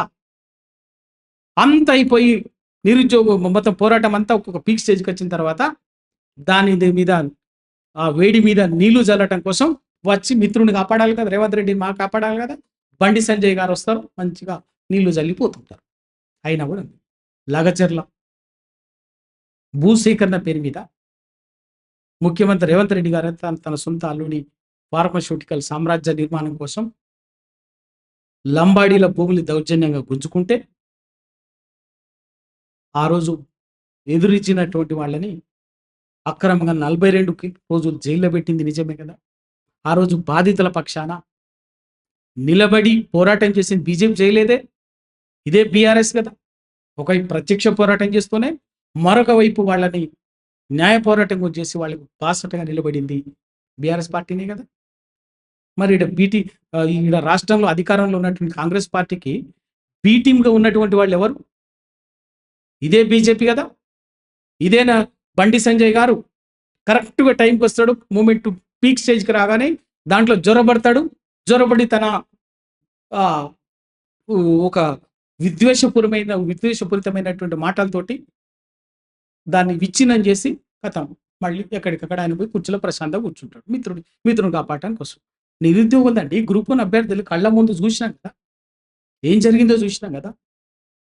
నిరుద్యోగులు స్వచ్ఛందంగా పోరాటం చేసి వాళ్ళు రోడ్లెక్కి ఎన్నికలకు ముందు మాకు గ్రూప్ 1:100 అని మిగతాదని ఉద్యోగాలని అవన్నీ ఇష్యూస్ తెలుసు. పోరాటం చేస్తే లాఠీ చార్జ్ చేస్తే అప్పుడు పోలే. తెల్లారి వాళ్ళు గ్యాదర్ యొక్క సమావేశం పెట్టుకొని పిలిస్తే వాళ్ళ దానికి జొర్రబడి ఇదే బండి సంజయ్ గారు చలో పోదాం పదాట అని చెప్పేసి పోరాటం చేస్తుంటే ఆ జనాన్ని సెక్రటరీ దగ్గర తీసుకుపోయి అక్కడ ముఖ్యమంత్రి రేవంత్ రెడ్డి గారితో మాట్లాడినట్టు డ్రామా నడిపించి ఫోన్ చేసి అక్కడ నిరుద్యోగులను చల్లబచ్చి ఎక్కడికి డిస్పర్స్ అయ్యానని కథం తెల్లారి యథావిధిగా పరీక్షలు ఆ పోరాటాన్ని విచ్ఛిన్నం చేసి నిరుద్యోగుల గొంతు కోసింది బీజేపీ. నిరుద్యోగులకు ఆ రోజు నిజంగా కూడా ఆ రోజు అదే తీవ్ర స్థాయిలో పోరాటం జరుగుతుంటే ఆ రోజు అనివార్యంగా రాత్రి గవర్నమెంట్ ఒక నిరుద్యోగులు డిమాండ్ చేసినట్టు ఒక నిర్ణయం తీసుకునేది. ఒత్తిడి పెరిగేది. ఆ ఒత్తిడిని తగ్గించి మిత్రుల్ని కాపాడేంటి వాళ్ళ బీజేపీ నాయకుడు కేంద్ర మంత్రి బండి సంజయ్ గారు. ఇట్లా లాగచర్ల విషయంలో అంతే, మూసి హైడ్రా విషయంలో అంతే. అసలు మూసి హైడ్రా అంటున్నారు, చెరువుల పరిరక్షణ అంటున్నారు. హైదరాబాద్లో ఉన్నటువంటి ప్రతి చెరువులో వెంచర్లు అవుతుంటే లేఅవుట్లు అవుతే ఆ లేఅవుట్లకు పర్మిషన్ ఇచ్చింది ఎవడు? ఆ పర్మిషన్ ఇచ్చినటువంటి ప్లాట్లలో ఇళ్లకు పర్మిషన్ ఇచ్చినటువంటి వాడెవడు? రిజిస్ట్రేషన్ చేసినటువంటి వాడెవడు? 30-40 ఏళ్ల కింద కదా వాటికి లేఅవుట్లకు ఇచ్చేసి కన్స్ట్రక్షన్లు లేఅవుట్లు పర్మిషన్ ఇచ్చి రిజిస్ట్రేషన్లు చేసి వాటికి ఇళ్లకు పర్మిషన్ ఇచ్చి ఒక్కొక్కరు 30 ఏళ్ల కింద ఇల్లు కట్టుకున్నారు. ఇవాళ హైడ్రా అని చెప్పేసి పోయి బెదిరిస్తే ఈ దౌర్జన్యంగా ఊరుకుంటారా ప్రజలు? సరే, బీజేపీ కాంగ్రెస్ వాళ్ళిద్దరు సేమ్ ఒకే టీం అంటున్నారు. వాళ్ళకి పోటీగా ఎమ్మెల్సీ ఎన్నికల్లో ఎందుకు పోటీ చేయట్లేదు? మరి ఎమ్మెల్సీ ఎన్నికలు అనేది ఒక ప్రత్యేక పరిస్థితిలో వచ్చినటువంటిది. ఎందుకు అంటే ఇవాళ ఎమ్మెల్సీ ఎన్నికల్లో మాకుండే వ్యూహం మాకున్నది. మేము ఇవాళ తెలంగాణ సమాజం ఒక అంతర్మతనం చెందినటువంటి సిచ్యువేషన్లో ఉన్నారు కాబట్టి as in the absence TRS ఏముండాలి, ఏం చర్చ జరుగుతుంది అన్నది, వాళ్ళు ఎట్లా ఉండాలి అన్నది, వాళ్ళు ఏంది తెలంగాణ సమాజం ఎట్లుంటుంది అన్నటువంటిది ప్రజలకు అర్థం కావాలన్న ఉద్దేశంతో వ్యూహాత్మకంగానే వాళ్ళు ఎన్నికల్లో పోటీ చేయలేదు. ఎన్నికల్లో పోటీ చేయకున్నటువంటి సందర్భం ఇది ఒకటే కాదు కదా. గతంలో కూడా అదే గ్రాడ్యుయేట్ ఎమ్మెల్సీ ఎలక్షన్లో కూడా టీఆర్ఎస్ అక్కడ అభ్యర్థి ఏం పోటీ చేయలేదు, మద్దతు ఇచ్చింది. ఈసారి కూడా మేము ఒక వ్యూహాత్మకంగా, ఎందుకంటే అన్ని దెబ్బతిన్న తర్వాత ఈ అటు అసెంబ్లీ ఎన్నికలు, పార్లమెంట్ ఎన్నికల ఫలితాల నేపథ్యంలో ఈ సంవత్సర కాలంలో పోరాటంలో ఉన్నటువంటి నేపథ్యంలో వచ్చినటువంటి ఎన్నికలు కాబట్టి ఈ ఎన్నికల్లో టీఆర్ఎస్ ఎన్నికల బరిలో లేకపోతే ప్రజలు ఏం ఆలోచిస్తారన్న విషయాన్ని, వాళ్ళ అంతర్మదనం ఏంది ఉంటుంది అన్నటువంటి విషయం అర్థం చేసుకోవటం కోసం ఒక లోతుగా ప్రజల ఆలోచన మానసిక స్థితిని అంచనా వేయటం కోసమే కేసీఆర్ గారు ఈ గ్రాడ్యుయేట్ ఎమ్మెల్సీ ఎన్నికలు వ్యూహాత్మకంగా దూరంగా ఉన్నారు. కానీ నేనేమంటున్నాను, సపోర్ట్ చేస్తున్నారా ఎవరికైనా? బహిరంగంగా ఎవరికి మద్దతు ఏమి ఇయ్యలేదు. హరికృష్ణకు అక్కడ ఉన్నటువంటి పరిస్థితుల్లో బీసీ అనేటువంటి అభ్యర్థికి బీసీ అనేటువంటి వచ్చింది కాబట్టి మీరు హరికృష్ణకు అవకాశం వచ్చి మీరు అడిగినట్టయితే హరికృష్ణకి మీరు పోటీ చేయండి అని చెప్పేసి చెప్పి, అంతేగాని ఎక్కడ బహిరంగంగా మద్దతు ప్రకటించి బహిరంగంగా వచ్చేసి ఓట్ల మీద రోడ్డు మీదకి వచ్చేసి ఇక్కడ మీటింగ్లలో ఎక్కడ మాట్లాడేటువంటి లేదు. నేను అడుగుతున్నాను మీరు అదే మరి కాంగ్రెస్ మీరు చెప్తున్నారు కదా మరి టీచర్ ఎమ్మెల్సీలు ఎందుకు పోటీ పెట్టలే? ఒక్క పట్టభద్రుల ఎమ్మెల్సీకి చెప్పి ఇన్ని మాటలు మాట్లాడుతున్నారు కదా.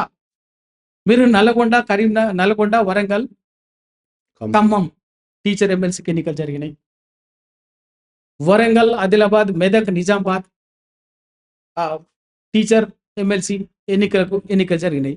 మరి అక్కడ మీరు ఎందుకు పెట్టలేదు? బీజేపీని గెలిపిస్తేందుకే పెట్టలేదా? కాంగ్రెస్ బీజేపీ కోసమే పెట్టలేదా? బీజేపీ కాంగ్రెస్కు లోపైపోయి ఉన్నట్టే కదా.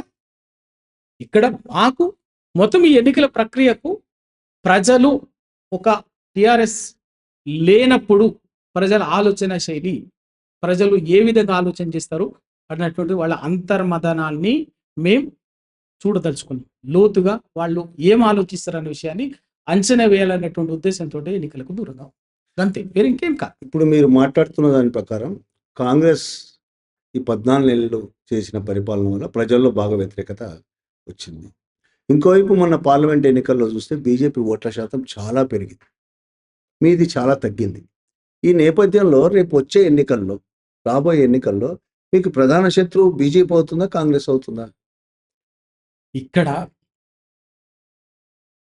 పార్లమెంట్ లోక్సభ ఎన్నికలు ఒక రకమైనటువంటి ఒక ఎన్నికలు, దానికి ఉన్నటువంటి నేపథ్యం.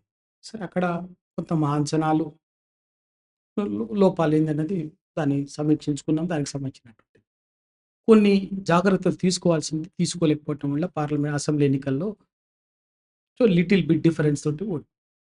ఇప్పుడైతే పార్లమెంట్కి వచ్చేసరికి ఏమైందంటే నేషనల్ పార్టీస్ బీజేపీ, కాంగ్రెస్ అన్నటువంటిది బీజేపీ అది ఒక క్రిస్టల్గా ఒక జరుగుతుంది.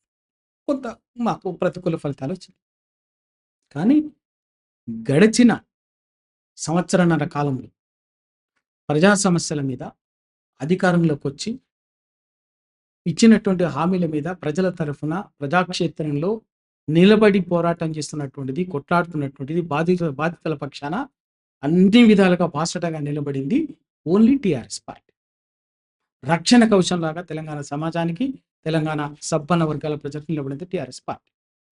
ఖచ్చితంగా భవిష్యత్తులో మాకు కాంగ్రెస్ ఎంత దూరం శత్రువు రాజకీయ ప్రత్యర్థో, బీజేపీ కూడా అంతే రాజకీయ ప్రత్యర్థి. సమస్య లేదు, ఎవరితో కూడా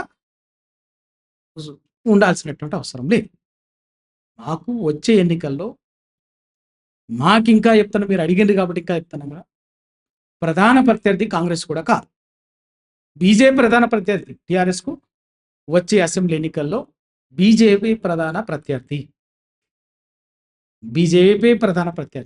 ఎందుకంటే బీజేపీ ఒక మతము, ఇంకొక రకంగా భావోద్వేగాలని, విద్వేష రాజకీయాలని తెలంగాణలో పాదుకొల్పాలన్నటువంటి ఉద్దేశంతో వస్తున్నటువంటిది. కాబట్టి టీఆర్ఎస్ ఎప్పటికైనా సెక్యులర్ పార్టీ. ఇప్పుడు దేశవ్యాప్తంగా మేధావులు చాలామంది ఆందోళన వ్యక్తం చేస్తున్న నేపథ్యం, భారతదేశంలో బీజేపీ, దాని వెనుకున్న ఆర్ఎస్ఎస్ ఫాసిస్టు ధోరణులతో భారతదేశ వ్యాప్తంగా అన్ని ప్రాంతీయ పార్టీలను, ఇతర పార్టీలను విచ్ఛిన్నం చేసే పరిస్థితి. ఒకవైపు ప్రజల మీద, తన వ్యతిరేకులైన ప్రజల మీద, దళితుల మీద, మైనార్టీల మీద, బీసీల మీద అణిచివేసే పరిస్థితి. ఈ పరిస్థితుల్లో ఈ పరిస్థితిని బీఆర్ఎస్ అసలు అర్థం చేసుకుంటుందా, అసలు ఆలోచిస్తుందా అటువైపు బీఆర్ఎస్?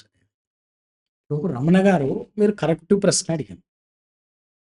ఎందుకు అంటే దేశంలో ఏం జరగబోతుంది సమీప భవిష్యత్తులో అన్న విషయాన్ని కేసీఆర్ గారు 7-8 సంవత్సరాల క్రితమే అంచనా వేసిండు. అందుకే ఒక ప్రయత్నంగా ఫెడరల్ ఫ్రంట్గా ఒక ప్రయత్నం చేసిండు. అది కొంత కాంగ్రెస్ దాన్ని వ్యూహాత్మకంగా, బీజేపీ ఏమో ప్రాంతీయ పార్టీలని, ప్రాంతీయ అస్తిత్వాలని ప్రత్యక్షంగా చంపేసుకుంటూ పోతుంటుంది. కాంగ్రెస్ ఏమో విష కౌగిల్లోకి, తమ కౌగిల్లోకి తీసుకొని చంపేస్తుంది వాటి. ఇవాళ చూసినాం కదా. అందుకే ఇండియా కూటమి అని చెప్పేసి అందరిని దగ్గర తీసుకొని కాంగ్రెస్ చేస్తున్న పని ఏంటంటే ఒక్కొక్కరిని ప్రాంతీయ అస్తిత్వాలతోటి, పేరు ఏదైనా ప్రాంతీయ అస్తిత్వాలతోటి బలంగా బీజేపీ మతోన్మాద రాజకీయాలని, విద్వేష రాజకీయాలని ఎదుర్కొంటున్నటువంటి వాళ్ళని కాంగ్రెస్ చంపుకుంటూ వస్తుంది. అటు బీహార్లో దెబ్బతీసింది,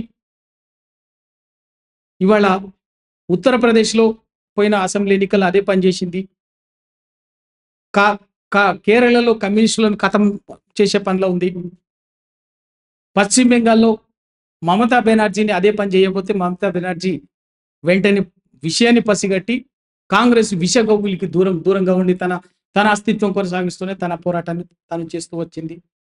వాళ్ళు మొన్నటికి మొన్న మహారాష్ట్రలో ఏం జరిగిందో చూసినాం, కర్ణాటకలో ఏం జరిగిందో చూసినాం, తెలంగాణలో ఏం జరిగిందో చూసినాం, ఆంధ్రప్రదేశ్లో ఏం జరిగిందో చూసినాం. ఎక్కడికక్కడ ప్రాంతీయ అస్తిత్వాలతోటి, స్వీయ అస్తిత్వాలతో బీజేపీకి వ్యతిరేకంగా, విద్వేష రాజకీయాలకు వ్యతిరేకంగా పనిచేస్తున్నటువంటి వాళ్ళని ఇద్దరు కలిసి కూడా బలుపుకొని, అటు కాంగ్రెస్ ఇటు బీజేపీ చంపే పనిలో ఉన్నారు. బీజేపీ ఏమో డైరెక్ట్గా పనిచేస్తుంది ప్రత్యక్షంగా, కాంగ్రెస్ ఏమో పరోక్షంగా పనిచేస్తుంది. అందుకే ఇక్కడ మొన్న ఢిల్లీలో ఏం జరిగిందండి, ఇదే రేవంత్ రెడ్డి గారు స్వయంగా మాట్లాడిండు. కేజ్రీవాల్ గారిని మేమే ఓడగొట్టినామన్నాడు. మరి కేజ్రీవాల్ ఎవరితో యుద్ధం చేస్తున్నాడు? దేశ రాజధానిలో ఇదే కాంగ్రెస్ పార్టీ 100 ఏళ్ల చరిత్ర మాది పార్టీ అని చెప్పినటువంటి కాంగ్రెస్ పార్టీ బీజేపీని ఎదుర్కోలేక బొకబోర్ల పడితే కేజ్రీవాల్ గారు ఆ బీజేపీ లాంటి పార్టీ రాజకీయాలన్నీ నిలువరించగలిగి ఢిల్లీ దేశ రాజధాని ఆయనని ఎన్ని రకాలుగా కాంగ్రెస్ కుల్లపొడిచి వాళ్ళని ఇబ్బంది పెట్టి లాస్ట్కు ఆయనని అధికారం ఓడబెట్టి పరోక్షంగా బీజేపీ పార్టీని ఢిల్లీ సింహాసనంలోకి వచ్చేటట్టుగా చేసింది కాంగ్రెసే. కేజ్రీవాల్ని ఓడగొట్టడంలో కుట్రపూరితంగా రాజకీయ దుర్బుద్ధితోటి చేసింది కాంగ్రెస్ పార్టీ. ఇలా చేసింది. ఇట్లా ప్రతి ఒక్కరిని ఇక్కడ కూడా కేసీఆర్ గారు ఎప్పటి నుంచో చెప్తున్నారు.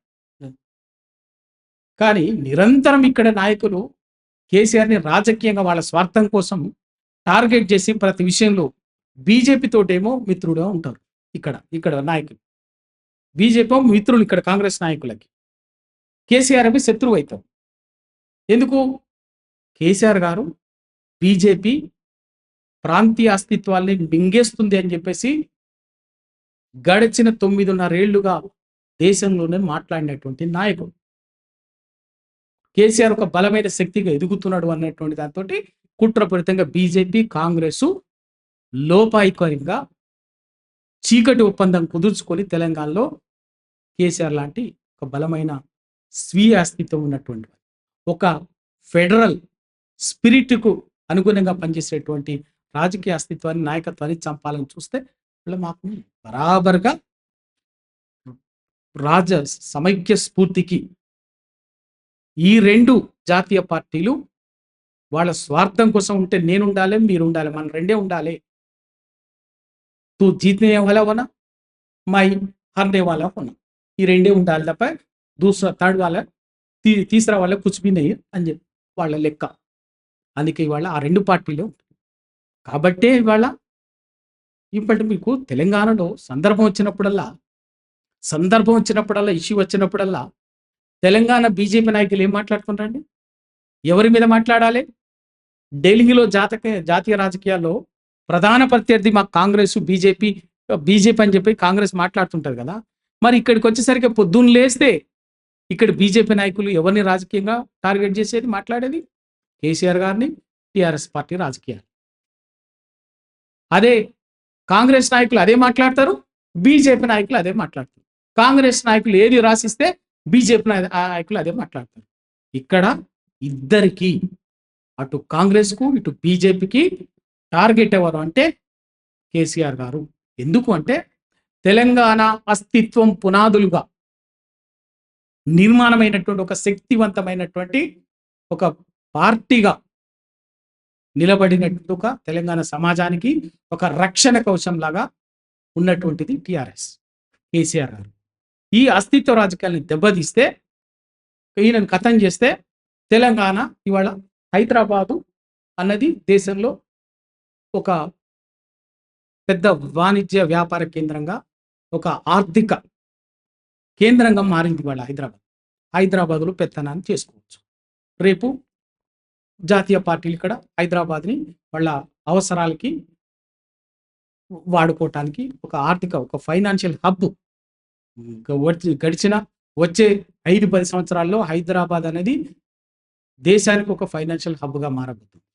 కేసీఆర్ దానికి సంబంధించినటువంటి మౌలిక సదుపాయాలన్నీ గడిచిన 9.5 ఏళ్ళలో ఆ విజన్ తోటి చేసింది కాబట్టి జరగబోతుందని వాళ్ళు పసిగట్టిరు. అందుకోసమే కేసీఆర్ గారిని, టీఆర్ఎస్ని ఇద్దరు కాంగ్రెస్, బీజేపీ టార్గెట్ చేసి దెబ్బతీసేటటువంటి పనిలో ఉన్నారు. సరే, ఇప్పుడు ఒకవైపు కాంగ్రెస్ అధికారంలో ఉంది. బీజేపీ చాలా కాలంగా మెల్లమెల్లగా అభివృద్ధి చెందుతూ వస్తుంది. ఓటమి చెందడం వల్ల బీఆర్ఎస్ కొంత బలహీనపడింది. ఈ పరిస్థితుల్లో పీపుల్లోకి వచ్చి ఈ రెండు పార్టీలకు ధీటుగా ప్రచారం చేయడం కేసీఆర్ ఎప్పుడు మొదలు పెడతారని? సో రమణ గారు ఈరోజు ప్రజాక్షేత్రంలో ధైర్యంగా తిరుగుతున్నటువంటి వాళ్ళు ఎవరు క్షేత్రస్థాయిలో? ఓన్లీ టీఆర్ఎస్ నాయకత్వం.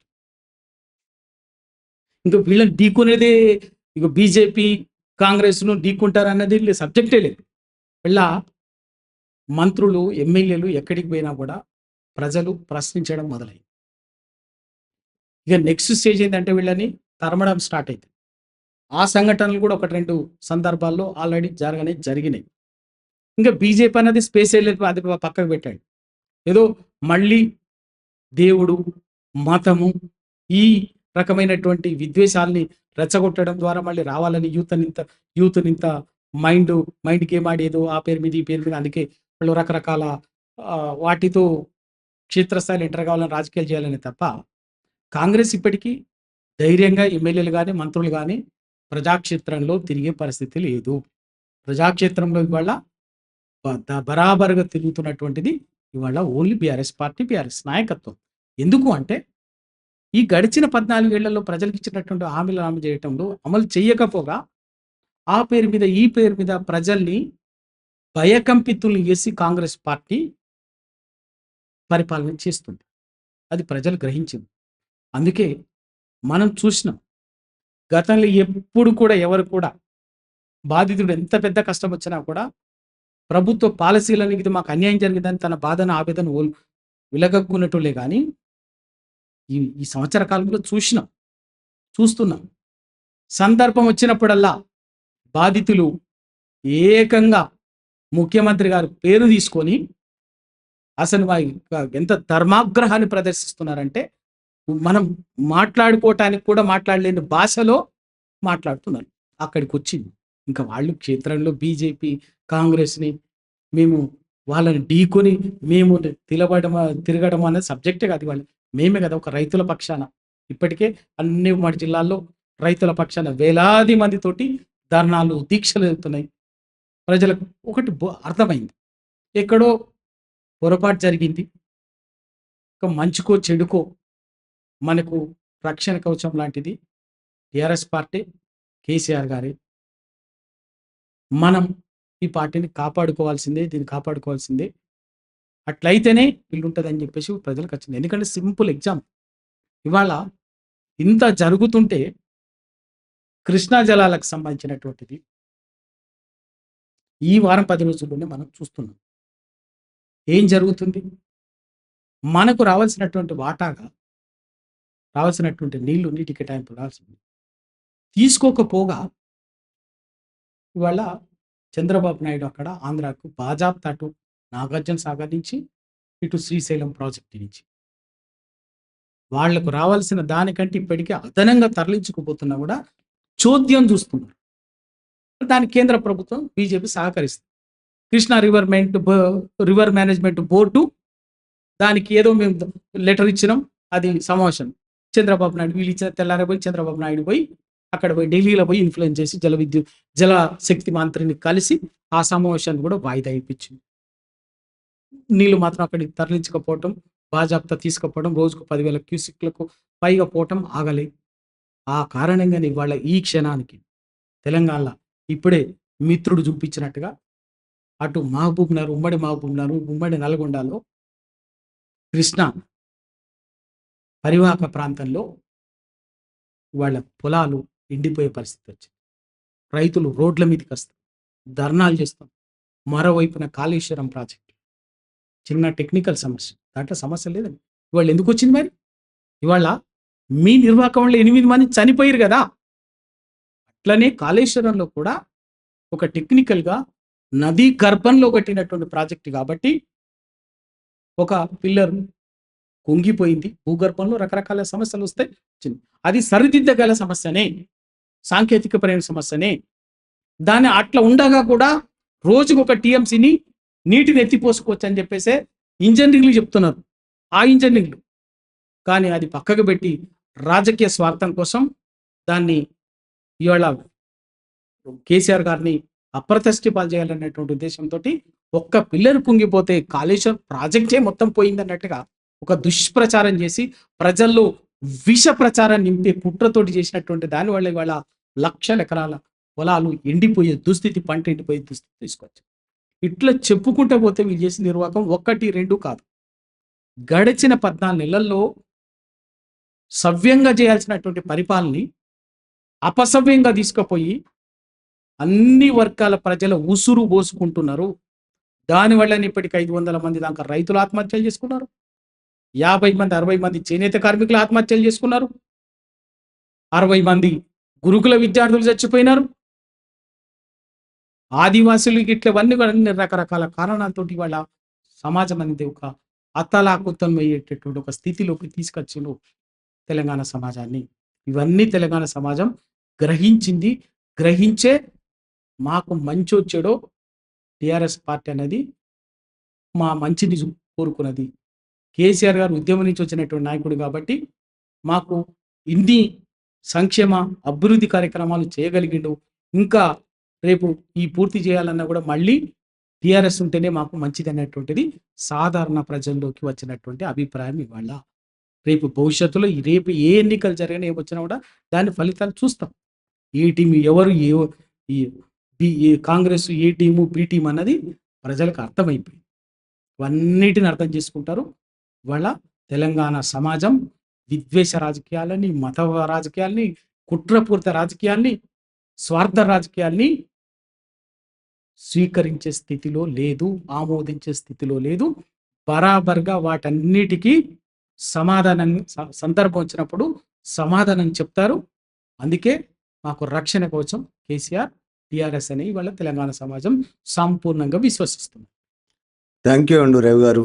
మీ భవిష్యత్తు, మీ పార్టీ భవిష్యత్తు బాగుండాలని కోరుకుంటున్నాను. Thank you. Thank you. Thank you.